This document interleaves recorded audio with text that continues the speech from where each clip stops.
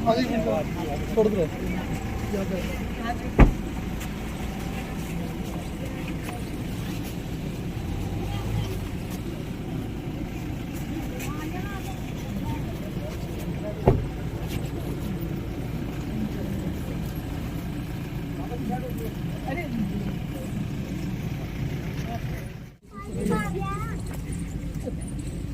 एक हो गई ना।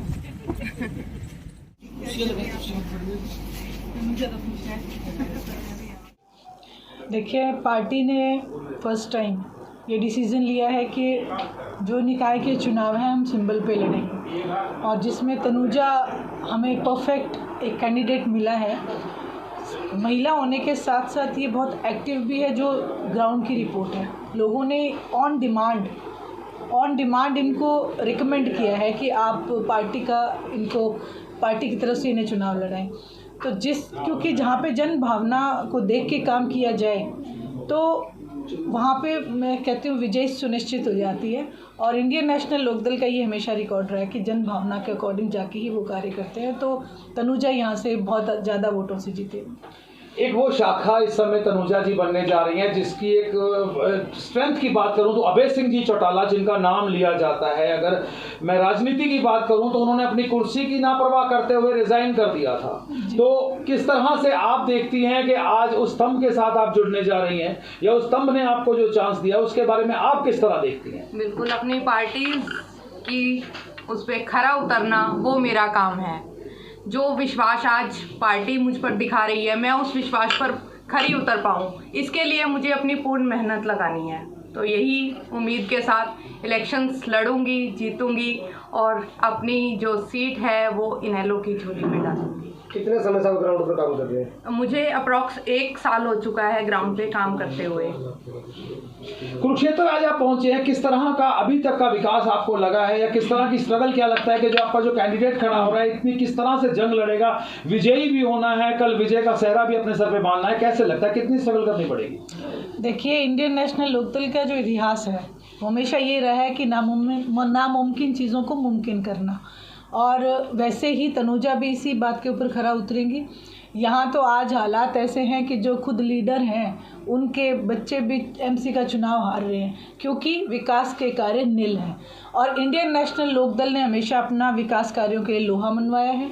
जन भावना को हमेशा इंडियन नेशनल लोकदल का इंतज़ार रहा है, और अभी भी इंडियन नेशनल लोकदल कब सत्ता में आती है लोग बेसब्री से इंतजार कर रहे हैं। तो जी बोलिए। पार्टी का किस प्रकार से तनुजा जी को सपोर्ट रहेगा? बिल्कुल, पूरा तन मन और धन तीनों चीज़ों से तनुजा का सपोर्ट रहेगा।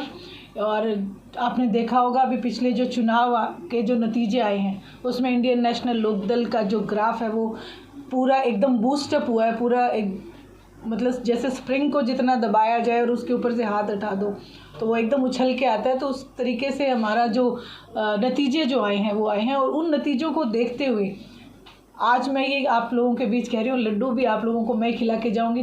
तनुजा यहाँ से जीतने जा रही है। तनुजा जी, बहुत बड़ा चैलेंज आपको मिलने वाला है और ये आपने एक्सेप्ट भी किया है, और बहुत समय से आपको हम काम करते देख भी रहे हैं। तो क्या लगता है उन चुनौतियों को आप पार ले जाएंगे? बिल्कुल, सभी चुनौतियों पे खरा उतरना ही मेरा काम है, और मुझे पूरी मेहनत से, मैंने पहले भी बताया, इस इलेक्शंस में पूरी मेहनत लगा के जीत हासिल करके अपनी इनेलो का सिर ऊंचा करना ही करना। सिंबल पे आप लोग लड़ाई लड़ने वाले हैं, क्या लगता है कि ये इतनी बड़ी चुनौती, इसमें मान सम्मान आपका भी है, और जो पुश्तैनी आपको जो एक विरासत एक तरह से मिलने वाली है, बहुत बड़ा इतिहास चेंज होने वाला है, उस पर भी आपका क्या कंसंट्रेशन रहेगा? कंसंट्रेशन सिर्फ और सिर्फ जीत है, उसके अलावा कुछ भी नहीं। अगर चेयरमैन इनेलो पार्टी लेकर जाती है, क्या लगता है कि विधायकी की तरफ भी कदम बढ़ाया जाएगा?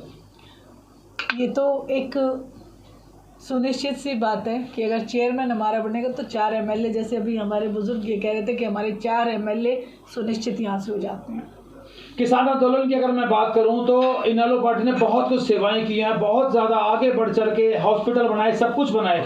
जीतने के बाद इस तरह का कुछ रहेगा या सिर्फ टीआरपी थी उस समय लेने की? जी नहीं, बिल्कुल नहीं। देखिए, ना केवल किसान आंदोलन, आपने कोरोना की महामारी में भी देखा होगा किसी भी एमएलए ने अपनी जो सैलरी है किसी भी एमएलए ने नहीं छोड़ी। अभय सिंह जी चौटाला ने अपने पूरे साल की सैलरी जो कोरोना से पीड़ित लोग थे उनके लिए, ये एक भावना, मैंने बार बार इस चीज़ का जिक्र किया है क्योंकि हरियाणा प्रदेश से हमारा जो रिश्ता है वो राजनीतिक ना होकर एक पारिवारिक रिश्ता है। और जब भी हम अपने परिवार को दुविधा में देखते हैं तो हम आगे बढ़ के आते हैं और आते रहेंगे क्योंकि उनका सुख और दुख हमारा साझा है।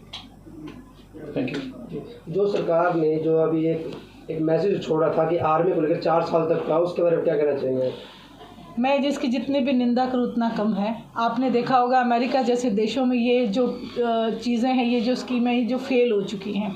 और मैं तो बार बार नौजवान बच्चों से भी यही कहती हूँ कि जिस दिन सत्ता में हमारे प्रधानमंत्री काबिज हुए थे उस दिन से लेके मैं आपको ये बात कहती रही हूँ, हमेशा मेरे हर भाषण में आपको मिल जाएगी लगभग, कि आप हिटलर को पढ़ें।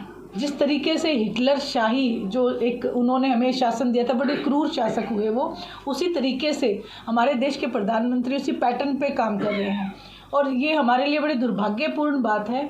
जैसे कि आप लोगों को मैं बधाई दूंगी जितने भी सोशल मीडिया में जो हमारे बीच आप लोग खड़े हो, आप लोग हमेशा सच्चाई दिखाते हो, लेकिन जो बड़ा मीडिया है, जो हाई प्रोफाइल जो मीडिया है वो बिक चुका है। और ये भी हिटलर के शासन में हुआ था।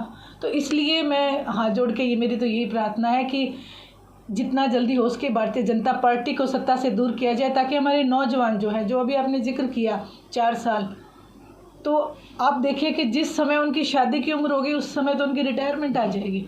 तो एक स्वाभाविक सी बात है कि कोई रिटायर हुए व्यक्ति के साथ अगर कोई शादी भी करे, तो मैं तो एक महिला होने के नाते आपको बता सकती हूँ कि नहीं हो पाएगा। और जो हमारे बच्चों का भविष्य बड़ा अंधकार में हो जाएगा। 17 साल की उम्र में एक फ़ौजी कैसे तैयार हो सकता है? फ़ौजी को तैयार होने में कम से कम 5 से 6 साल लगते हैं, तब उनको बॉर्डर पे लड़ाई के लिए भेजा जाता है। लेकिन अभी यहाँ जो ये जो शुरू कर रहे अग्निपथ, तो ये एक अग्नि ही है जो नौजवानों को जिसमें झोंकने की तैयारी है। मैं पक्ष एक नारा दे रहा है, 7 साल बेमिसाल आप कुरुक्षेत्र आए हैं, कुरुक्षेत्र की सड़कों के हालात आपने देखे होंगे, तो उसके बारे में आप क्या कहना हैं? मुझसे ज़्यादा मीडिया देखती है इन सड़कों को, और हर जगह, ना केवल कुरुक्षेत्र, हर जगह जहाँ जहाँ इन्होंने, इवन आप ये देखिए कि करनाल में मुख्यमंत्री जी का खुद का गृह क्षेत्र होते हुए भी वहाँ पे भी वो ये जो आप निकाय के चुनाव है ये बुरी तरीके से हारे हैं। ये जनता की जो भावना, जनता इनको नकार चुकी है। ये पैसे के तंत्र को चला के जनता को फिर ठगना चाहते हैं। तो मेरी हाथ जोड़ के आपके चैनल के माध्यम से ये भी एक प्रार्थना है कि आप एक व्यापारी को वोट ना करें, क्योंकि जो व्यापारी होता है अगर वो 5 रुपये लगाएगा तो वो 7 रुपये भी वहीं से निकालेगा। अगर जनता अपना वोट बेचेगी, अगर 1000 रुपये में अगर एक वोट भी बिका तो 2000 रुपये जनता से ही वापस ये लोग लेंगे, क्योंकि ये राजनेता ना होके व्यापारी बनते जा रहे हैं। इस व्यापार तंत्र को और जो भ्रष्टाचार है इसको भी ख़त्म करें। तो ये डोर टू डोर कैंपेन आप कर रही हैं, बहुत दिन से हम लोग फॉलो कर रहे हैं, कई जगह हमने आपके साथ कवरेज भी। किस किस तरह की मजबूरियां जो है वो जनता आपको बता रही है? मजबूरियां, जनता सिर्फ और सिर्फ समस्याओं से जूझ रही है। उन समस्याओं के समाधान जनता को मिल ही नहीं रहे हैं। तो जनता, पूरी उम्मीद है मुझे, आने वाले इलेक्शंस में मुंह तोड़ जवाब देने के लिए तैयार बैठी है। सिर्फ और सिर्फ इलेक्शंस की वेट है। तो मुझे पूरी उम्मीद है पार्टी आएगी, इनेलो पार्टी आएगी और जनता की जो समस्याएं हैं उनका समाधान भी होगा। कल एक जगह आप लोग गए थे कवरेज करने, हम लोग कवरेज करने गए थे और वहाँ पर आपका भी वहाँ पर आना हुआ। मुख्यमंत्री जी जहाँ पर गुजरने वाले थे वहाँ पर सड़क पर जो है बड़ा ही सफाई की गई और सड़कों को काला किया गया और उससे 2 फुट 4 फुट 10 फुट दूर पे जो है बिल्कुल बजरी गिराई है, वहाँ लोग का नाम निशान नहीं। ये क्या दर्शाता है? बिल्कुल, ये आज से नहीं आते, हमेशा से ही होता आ रहा है। जब भी कोई राजनेता ने आना होता है, हमारे मुख्यमंत्री जी 1 हफ्ता पहले भी यहीं आए थे। 1 हफ्ता पहले भी लिपापोती का काम किया गया था सड़कों पे। उन्हीं सड़कों पे दोबारा से लिपापोती की जा रही है, यानी कि वो सड़कें 1 हफ्ता भी चलने लायक नहीं है। सिर्फ उन्हें दिखाने के लिए कि हम काम कर रहे हैं। अपनी सुरक्षा की बात करें, हाँ, कि सुरक्षा के मुद्दे पे 4 विधायकों को जान से मारने की धमकी दी गई है। मैडम, आपसे सवाल जी, कि क्या कहना चाहेंगे, किस तरह से नागरिकों की सुरक्षा हो पाएगी विधायकों को जब जान से मारने की धमकी मिल रही है? देखिए, ये आप अगर बात करें सुरक्षा की तो पूरा ये, मैं तो कहती हूँ हर मोर्चे पे फेल है। कुछ दिन पहले लगभग 6 महीने पहले प्रधानमंत्री जी पंजाब गए थे, तो वो ये कहते हुए कि मैं सुरक्षित नहीं हूँ, वापस वहाँ से लौट गई। आप एमएलए की बात करें, जब प्रधानमंत्री अपने आप को असुरक्षित महसूस कर रहा है, तो मैं कहती हूँ भारतीय जनता पार्टी पूरी तरीके से अपने तंत्र में फेल है।